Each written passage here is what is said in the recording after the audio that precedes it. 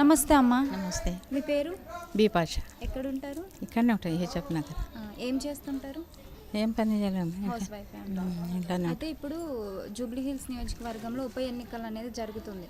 So దాంట్లో ఎవరు వస్తారని మీ ఉద్దేశం? చేత ఆయన వస్తాడని చేత ఆయన వస్తాడని గుర్తు. అవునా? రేవంత్ రెడ్డి గారు. రేవంత్ రెడ్డి గారు వస్తారు. సో రేవంత్ రెడ్డి గారు పథకాలన్నీ మీకు అందుతున్నాయా? చెప్పిన పథకాలన్నీ అందుతున్నాయి. ఫ్రీ బియ్యము, సన్న బియ్యం. అవును, సన్న బియ్యం వస్తుంది. వస్తుంది. ఉందా వండుకుంటే? మంచిగా ఉంది. ఫ్రీ కరెంట్ వస్తుందా? వస్తుంది. అంటే ముందు ఎంత వస్తుండే మీకు కరెంట్? 8-7 అని వస్తుండే. ఓకే, ఇప్పుడు ఫ్రీగానే వస్తుంది. ఫ్రీగా ఉంది. ఓకే, మరి ఫ్రీ బస్ పెట్టారు కదా, దాంట్లో వెళ్తున్నారా? వెళ్తున్నాం. ముందు వెళ్ళాలంటే ఛార్జెస్ అయ్యేది, ఫ్రీగానే వెళ్తున్నాం. మంచిగా ఉంది అమ్మా, వెళ్తున్నాం. గ్యాస్ సిలిండర్ 500కి 500కి వస్తుందా మరి? వస్తుంది. అంటే రేవంత్ రెడ్డి గారి పరిపాలన ఎలా ఉందంటారు?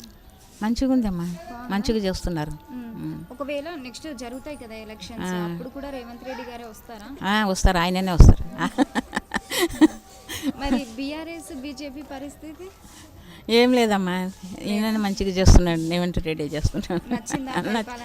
అంతా మంచిగా నచ్చింది, మంచిగానే